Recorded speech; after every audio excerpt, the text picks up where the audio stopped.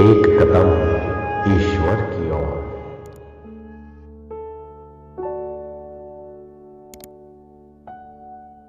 निर्वाण प्रकरण उत्तरार्ध 9वां सर्ग।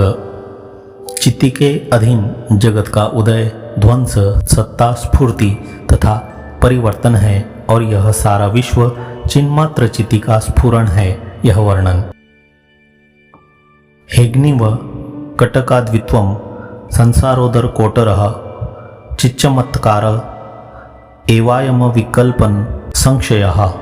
यह जो कहा गया है सो इन दोनों का अनुभव कराने की इच्छा कर रहे भुषुंड जी अविकल्प की रीति का सबसे पहले उपदेश दे रहे हैं। हे निष्पाप विद्याधर, विषयों तथा विषयों में रहने वाले क्रिया, गुण, दोष आदि के प्रकाशक चिद्रूप का तनिक भी स्मरण न करते हुए तुम निर्मल जल में प्रविष्ट सूर्य की किरणों की नाई सर्वविध ताप शून्य प्रकाश मात्रावशेष होकर बैठे रहो। संसारोदर कोट रहा चिच्चमत्कार एवायम, इसका भी उपपत्ति पूर्वक अनुभव कराते हैं।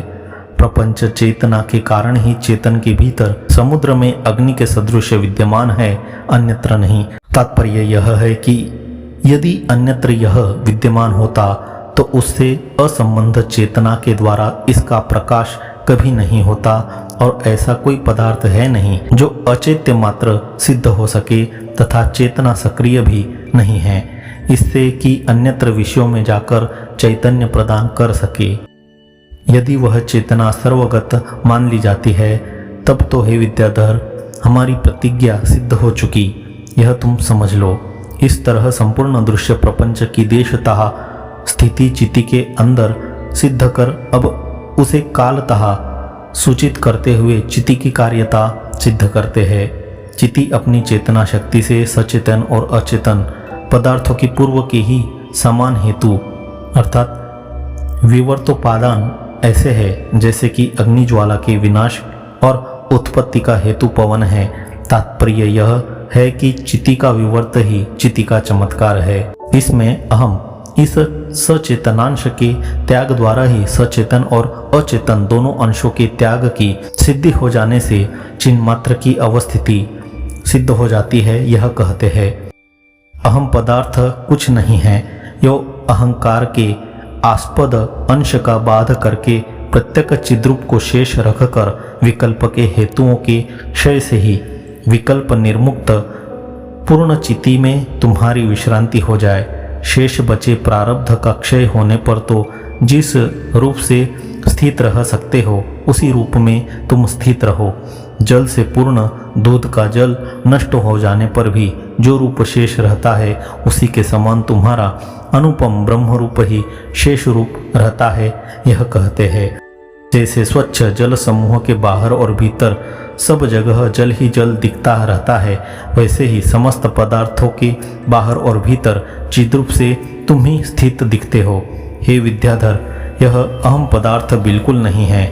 यों अहंकार का त्याग कर यदि तुम्हारा चिद्रूप चित्ती में पूर्ण ऐक्य को प्राप्त हो जाए तो बताओ तो सही, तुम्हारे सिवा भला ऐसी प्रकाशित कौन सी दूसरी वस्तु है जिससे कि किसी अन्य के साथ ब्रह्मरूप तुम्हारी उपमा दी जाए। सुर और असुरों से व्याप्त पाताल, पृथ्वी और स्वर्ग की नाई स्थित एवं प्रीति, हर्ष, क्रोध, युद्ध, जय पराजय आदि नाना भावों से तथा पलायन, अनुधावन आदि अत्यंत वेग पूर्वक दौड़ने आदि भाव से व्याप्त तत्त अनुरूप क्रिया काल से व्याप्त हुआ सा रंगमय चित्र में लिखित जगत, दीवार में लिखित मुनि शरीर की नाई जैसे व्यापार शून्य ही स्थित रहता है, वैसे ही मायाश बल चित्ती रूपी चित्रकार के द्वारा विरचित यह जगत रूपी चित्र भी शुद्ध चिदाकाश रूपी दीवार में विकार शून्य अद्वयात्म रूप से ही संस्थित है, जगत भाव से नहीं।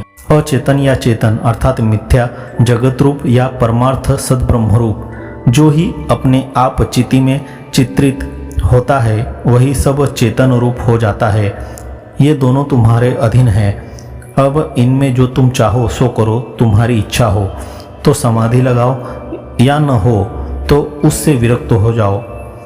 अज्ञानियों की अपेक्षा तत्वज्ञानियों में सिर्फ यही विशेषता रहती है कि जैसे मरुस्थल में महानदी आदि के रूप से दिखाई दे रही सूर्य की किरणें मज्जन मरण आदि का भय उत्पन्न हो जाने पर उनको तैर जाने का कोई समुचित उपाय न सूझने से मरुस्थल का ज्ञान न रखने वाले को तट के इधर ही रोक सकती है। जिन महापुरुषों को मरुस्थल का असली ज्ञान हो चुका है उन्हें नहीं, उन्हें तो स्वच्छ भासती है। वैसे ही एक के विज्ञान से तत्वतः सबका विज्ञान हो जाने पर तत्वज्ञानियों को चिदाकाश में स्फुरित हो रही ये चिति की चमत्कृतियाँ कुछ भी बाधा नहीं पहुँचाती। उन्हें तो बिल्कुल स्वच्छ मालूम पड़ती है, किंतु अज्ञानियों को तो अवश्य ही बाधा पहुंचाती है। अज्ञानियों को तो बाधा पहुंचाती ही है, इस आशय से कहते हैं। तिमिर रोग से आक्रांत नेत्रों वाले पुरुषों को आकाश में जैसे केशोंड्रक आदि स्फुरित होते हैं, वैसे ही संसार में ही अवस्थित रहने वाले अज्ञानी पुरुषों को यह जगत रूप स्फुरित होता है, अर्थात ज्ञानी पुरुषों को नहीं।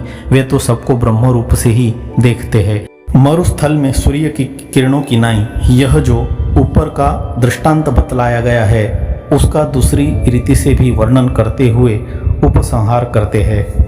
हे विद्याधर, यों तुम और मैं इत्याकरक अवबोध स्वरूप यह जगत आभास मात्र यानी पूर्व वर्णित चिति का एकमात्र चमत्कार ही है। अतः यह अज्ञानियों की दृष्टि से ही उत्पन्न हुआ है, ज्ञानियों की दृष्टि से नहीं। एकमात्र सूर्य की किरणों से जिसकी रचना हुई है, ऐसे गंधर्व नगर के समान इस व्यवहार भूमि में दीवार आदि जगत है। जगत रूप से तो यह सब आकाश में लता की नाई बिल्कुल सत्य नहीं है, अतः यह जगत चिति का निरोधक नहीं है। हे विद्याधर, मेरे कहने का तात्पर्य यह है कि इस तरह चिति की अपरिछिन्नता सिद्ध हो चुकी है। 9वां सर्ग समाप्त।